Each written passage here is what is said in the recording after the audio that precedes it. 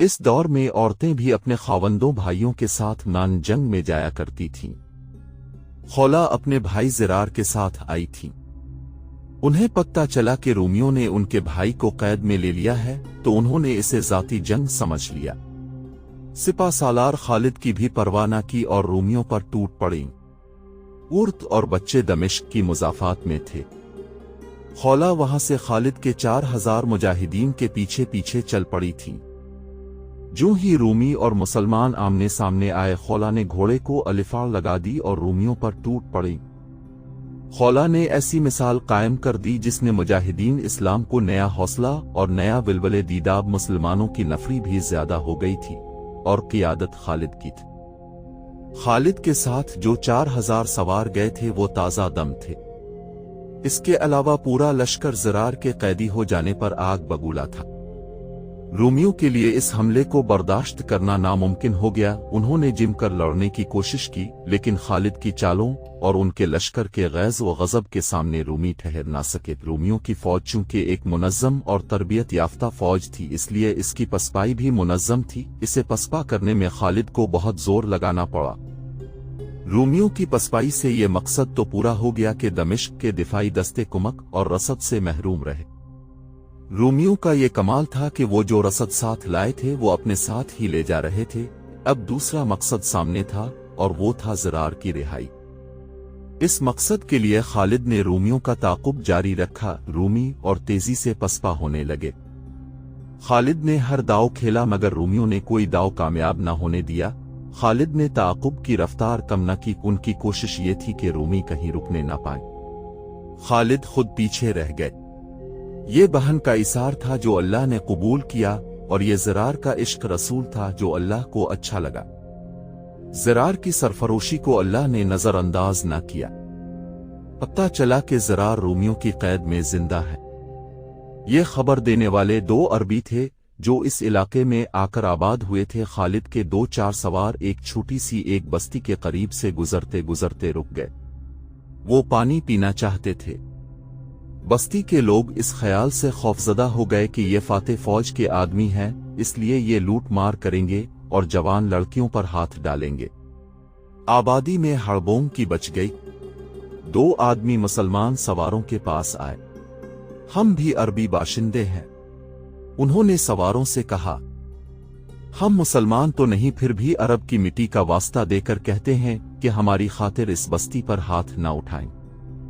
तुम न कहते तो भी हम इस बस्ती की तरफ देखना गवारा ना करते। एक मुसलमान सवार ने कहा, इन लोगों से कहो कि हमसे ना डरे, हम तुम सब के मुहाफिज हैं, हम पानी पीकर चले जाएंगे। दोनों अरबों ने बस्ती के लोगों से कहा कि वो डरे नहीं और अपने घरों में रहे। इन अरबों ने सवारों को और उनके घोड़ों को पानी पिलाया और इस दौरान वो सवारों के साथ बातें भी करते रहे। बातों बातों में इन अरबों ने सवारों को बताया कि एक घोड़े पर रूमियों ने एक आदमी को बांध रखा था। उसका सर निगा था और उसकी कमीज भी नहीं थी और उसके एक बाजू पर पट्टियां बंधी हुई थीं। इसे उन्होंने यहां पानी पिलाने के लिए रोका था। एक अरब ने बताया, वो तुम्हारा साथी मालूम होता था। मुसलमान सवारों को शक ना रहा, ये ज़रार थे। सवारों ने इन अरबों से मजीद मालूमात ले। ज़रार के साथ तकरीबन 100 रूमी थे।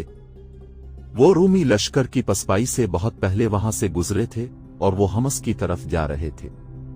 मुसलमान सवारों ने अपने एक साथी से कहा कि वो पीछे जाकर सिपा सालार को ज़रार के मुतालिक ये इत्तला दे। अल्हम्दुलिल्लाह, खालिद ने यह खबर सुनकर कहा, ज़रार जिंदा है और वो जिंदा रहेगा।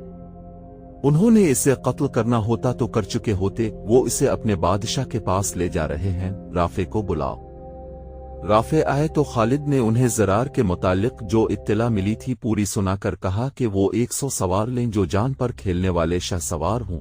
उन्हें साथ लेकर हमस की तरफ एक ऐसा रास्ता इख्तियार करें जो रास्ता ना हो। मतलब ये था कि रास्ता छोटा करके हमस की तरफ जाएं और उन 100 रोमियों को रोकें और इब्न अल अज़वर को रहा कराएं। राफे जब सवारों का इंतखाब कर रहे थे तो ज़रार की बहन को पता चल गया कि राफे ज़रार को आज़ाद कराने जा रहे हैं। वो राफे के पास दौड़ी गईं और कहने लगीं कि वो भी उनके साथ जाएंगी। नहीं बिन्त अल अज़वर, राफे ने कहा, खुदा की कसम, जो काम हमारा है वो हम एक औरत से नहीं कराएंगे। तुझे तेरा भाई चाहिए, वो तुम्हें मिल जाएगा, नहीं मिलेगा तो हम भी वापस नहीं आएंगे। मैं अगर सिपा सालार से इजाजत ले लूं, इब्न वलीद तुझे इजाजत नहीं देगा इल्ला ज़ुरू की बेटी। राफे ने कहा। खौला मायूस हो गई। राफे चने हुए 100 सवारों के साथ बड़ी उजलत से रवाना हो गए। उन्होंने हमस की तरफ जाने वाले रास्ते का अंदाजा कर लिया था। वो इस रास्ते से दूर दूर तेज रफ्तार से घोड़े दौड़ाते गए। वो ज्यादा दूर नहीं गए होंगे कि एक तरफ से एक घोड़ा सर पिट दौड़ता आ रहा था। वो रूमी नहीं हो सकता था, रूमी होता तो अकेला ना होता। वो खालिद का कासिद हो सकता था, कोई नया हुक्म लाया होगा। वो करीब आया तो इसका सब्ज इमामा और चेहरे पर कपड़े का निकाब नजर आया। इब्न उमैरा सवार ने ललकार कर कहा, अपने भाई को आजाद कराने के लिए मैं आ गई हूं।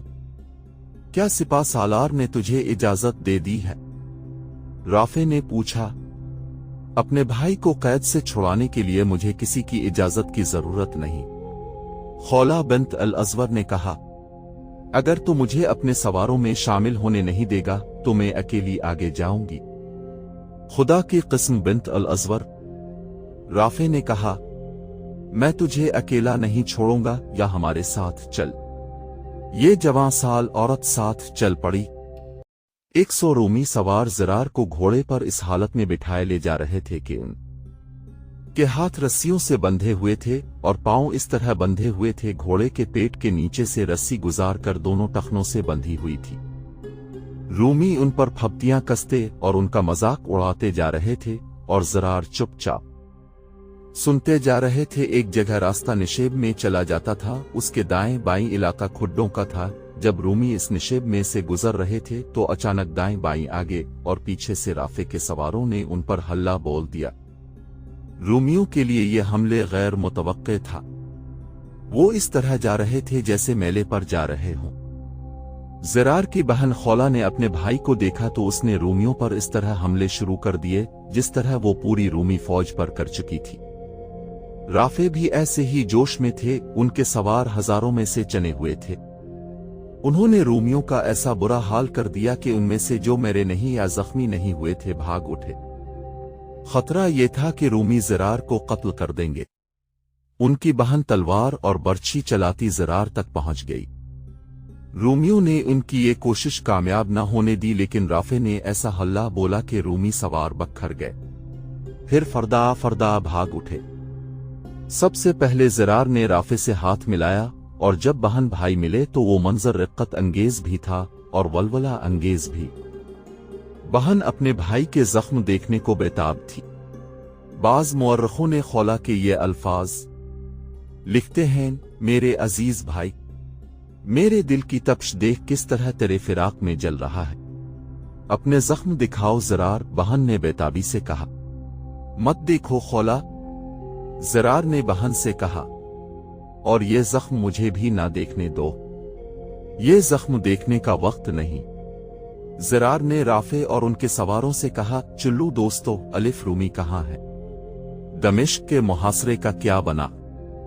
रूमी लड़ भी रहे थे और पसपा भी हो रहे थे। ये उनकी तंजीम भी थी और जरत भी कि वो भाग नहीं रहे थे।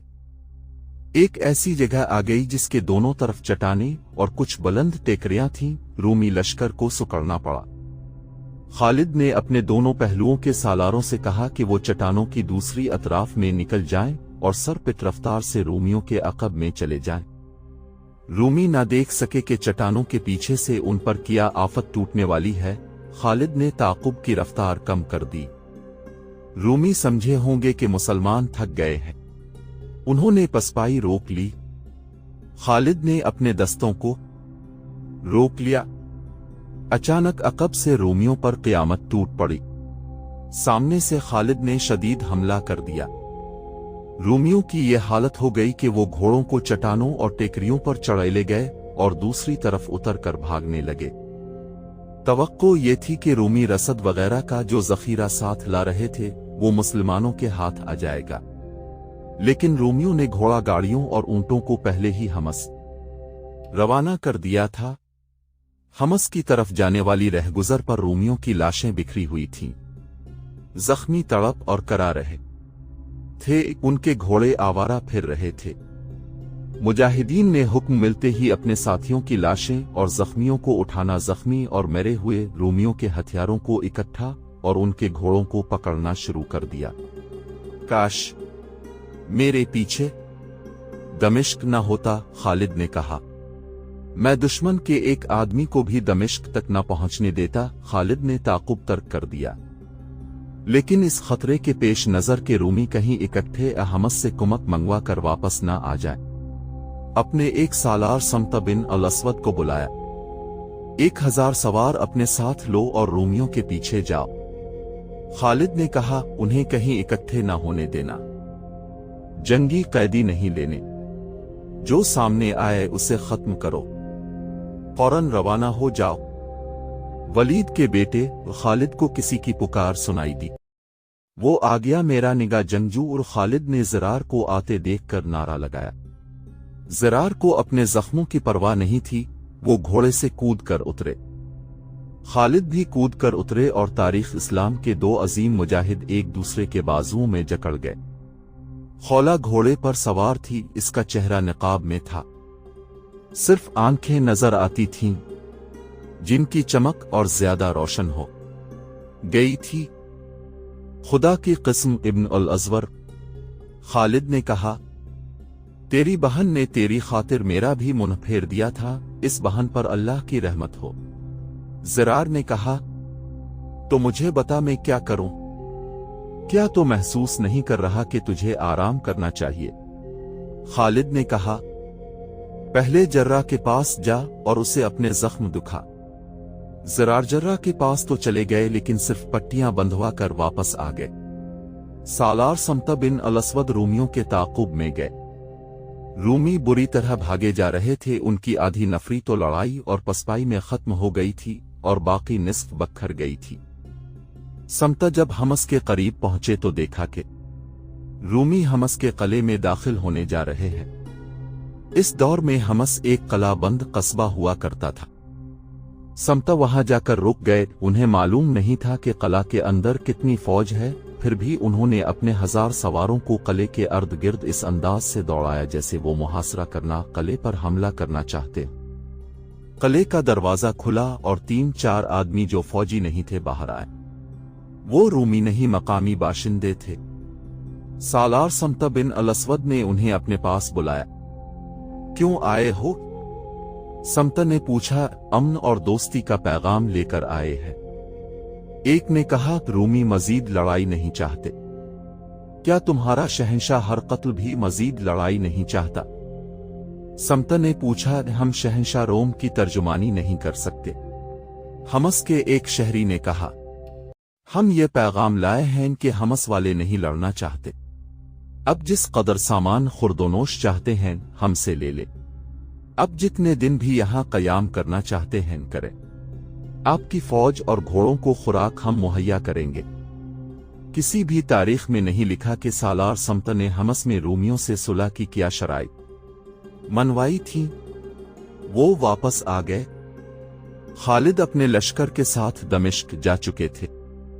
मुअर्रिख लिखते हैं कि खालिद जब दमिश्क पहुंचे तो शहर के अंदर मायूसी और खौफ व हरास की लहर दौड़ गई।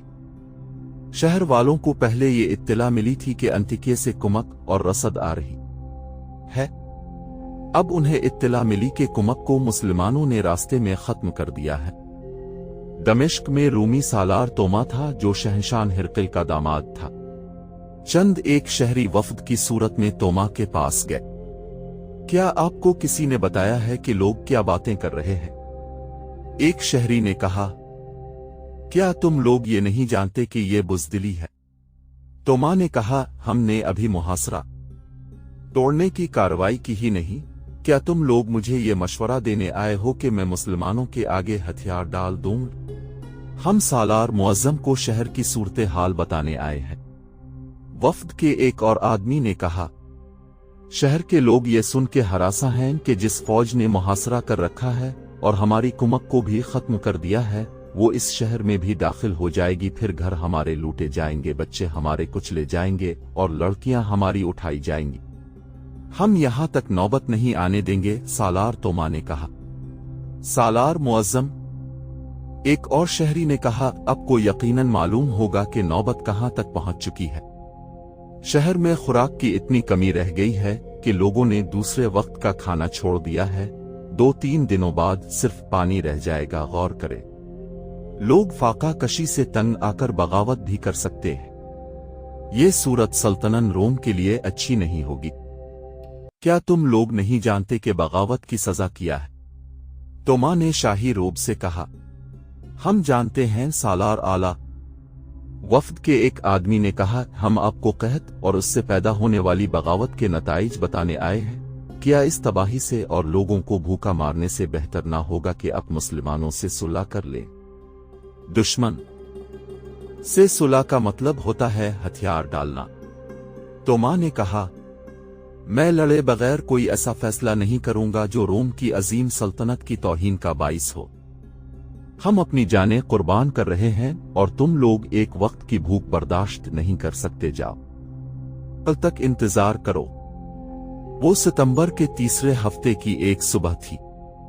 रूमी सालार तोमा ने शहर के हर दरवाजे की हिफाजत के लिए जो दस्ते मुतय्यन किए हुए थे, इन सब में से ज्यादा नफरी निकाल कर इकट्ठी की और वे दरवाजा खिलवाया जो उसके अपने नाम से मौसूम था। बाब तोमा और अपनी क़ियादत में मुसलमानों के इस दस्ते पर हमला कर दिया जो इस दरवाजे के सामने मुतय्यन था। ये 5000 मुसलमान सवारों का दस्ता था जिसके सालार शर्जील थे। तोमा के हमले का अंदाज आज के दौर की जंग का सा था। उसने दीवार और बुर्जों से मुसलमानों पर तीरों की बोछेड़ी मारनी शुरू की और उसके साथ फलाखनों से संगबारी की। तीरों और पत्थरों के साए में तोमा ने अपनी फौज को तेज हमले के लिए आगे बढ़ाया था। ये तरीका कारगर था। मुसलमान पीछे हटने पर मजबूर नजर आने लगे थे और उनका ध्यान तीरों और पत्थरों से बचने में लग गया था। कोई पीछे नहीं हटेगा, सालार शर्जील ने चलाकर कहा। तमाम तीर अंदाज आगे हो जाओ। मुसलमान तीर अंदाजों ने जवाबी तीर अंदाजी शुरू कर दी। रूमियों के पत्थर और तीर चूंकि ऊपर से आ रहे थे और ज्यादा भी थे, इसलिए मुसलमानों का नुकसान ज्यादा हो रहा था। पहली बौछारों में कई मुसलमान शहीद हो गए। उनके तीरों ने रूमियों का कुछ नुकसान किया, लेकिन यह मुसलमानों के मुकाबले में कम था। मुअर्रिख वाक़िद, तबरी और अबू सईद ने एक वाक़या बयान किया है। रूमी तीरों से शहीद होने वालों में एक मुजाहिद अबुन सईद भी थे। इनकी शहादत की खबर पीछे इन खेमों तक पहुंच गई जिनमें मुसलमान ख्वातीन और बच्चे थे। इनकी की बीवी भी वहीं थी। उनकी शादी हुए चंद ही दिन गुजरे थे। ये खातून लश्कर के साथ जख्मियों की देखभाल और पानी पिलाने के फराइज के लिए आई थीं और महाज पर ही इसे अबुन शहीद ने अपने अक़द में ले लिया। किसी भी मुअर्रिख ने इस खातून का नाम नहीं लिखा। इसे पता चला कि इसका खावंद शहीद हो गया है तो वो उठ दौड़ी और शर्जील के दस्ते में जा पहुंची। कहाँ है मेरे खावंद की लाश? वो चलाने लगी। कहाँ है सईद के बेटे की लाश? 5000 गेवड़ सवारों में जिन पर तीर और पत्थर बरस रहे थे, अबुन सईद शहीद की बेवा दौड़ती और शहीद की लाश का पूछती फुरती थी। किसी ने इसे पीछे जाने को कहा और ये भी कि उसके खावंद की लाश इसके पास भेज दी जाएगी, लेकिन वो तो सदमे से दिमागी तवाजुन खो बैठी थी। किसी ने इसे वो जगह दिखा दी जहां अब उनकी लाश पड़ी थी। अभी लाशें नहीं उठाई जा सकती थीं, अब उन तीर अंदाज थे। उनके जिस्म में 3 तीर उतरे हुए थे और वो घोड़े से गिर पड़े थे। उनकी कमान लाश के करीब पड़ी थी और तरकश में अभी कई तीर मौजूद थे। उनकी बीवी ने कमान और तरकश उठाई और दौड़कर तीर अंदाजों की सफ में जा पहुंची। सामने दीवार पर एक पादरी खड़ा था। इसके हाथ में एक बड़े साइज की सलीब थी जो इसने ऊपर कर रखी थी। ये इस दौर का रिवाज था कि सलीब फौज के साथ रखते थे ताकि फौज का ये एहसास जिंदा रहे कि वो सलीब की नामूस की खातिर लड़ रहे हैं। अब इन शहीद की बेवा अपने तीर अंदाजों से आगे निकल गई। اس کے قریب تیر گرنے اور زمین میں اترنے لگے۔ اپنے تیر اندازوں نے اسے پیچھے آنے کو کہا، لیکن وہ کسی کی سن ہی نہیں رہی تھی۔ اس کی بے خوفی خولا بنت الازور جیسی تھی، وہ جوں جوں آگے کو سرکتی جا رہی تھی۔ اس کے قریب رومیوں کے آئے ہوئے تیر زمین پر کھڑے ہوتے جا رہے تھے، یہاں تک کہ ایک تیر اس کے پہلو میں کپڑوں میں لگا اور وہیں لٹک گیا۔ یہ تیر بھی اسے آگے بڑھنے سے نہ روک سکا۔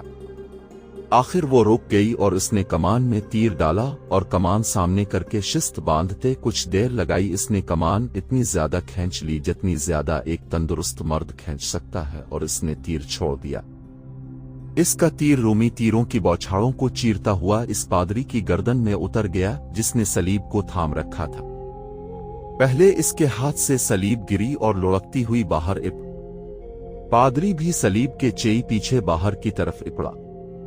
اب ان شہید کی بیوہ نے نعرہ لگایا اور پیچھے آ گئی، میں نے انتقام لے لیا ہے، سہاگ کے بدلے صلیب گرا دی ہے۔ وہ تیر اندازوں سے آملی اور تیر چلاتی رہی۔ صلیب اور پادری کے گرنے کا اثر مسلمانوں پر یہ ہوا کہ ان کا حوصلہ بڑھ گیا، اور ان کا حوصلہ اس لیے بھی بڑھا کہ یہ تیر ایک عورت نے چلایا تھا۔ صلیب کے گرنے کا اثر جو رومیوں پر ہوا وہ ان کے لڑنے کے جذبے کے لیے اچھا نہ تھا۔ دروازہ باب توما کھل چکا تھا۔ توما نے دیکھ لیا تھا کہ اس کی تیر اندازی اور سنگ باری نے مسلمانوں کی حالت کمزور کر دی ہے۔ اس نے حملے کا حکم دے دیا۔ عجیب بات یہ ہے کہ اس نے سواروں کے مقابلے میں سوار نہ نکالے، ان پیادوں سے حملہ کرایا۔ وہ سپاہیوں کی طرح لڑ رہا تھا۔ مورخ لکھتے ہیں کہ توما کی آواز ایسی تھی جیسے اونٹ بدمستی کی حالت میں بڑی بلند اور غسیلی آوازیں نکالتا ہے۔ شرجیل نے بڑی تیزی سے اپنے سواروں کو آمنے سامنے کی لڑائی کی ترتیب میں کر لیا۔ توما نے یہ چال چلی کہ اپنے دستوں کو پھیلا دیا۔ اس کی فوج کی تعداد مسلمانوں کی نسبت زیادہ تھی۔ اس کے پیادے سواروں کا مقابلہ بڑی بے جگری اور مہارت سے کر رہے تھے۔ شہر کے دوسرے دروازوں کے سامنے مسلمانوں کے جو دستے متعین تھے وہ اس وجہ سے شرجیل کی مدد کو نہیں آ رہے تھے کہ ایسا ہی حملہ دوسرے دروازوں سے بھی ہو سکتا تھا۔ اسے مسلمانوں کا پرچم نظر آ گیا۔ اس کا مطلب یہ تھا کہ مسلمانوں کا سالار وہاں ہے۔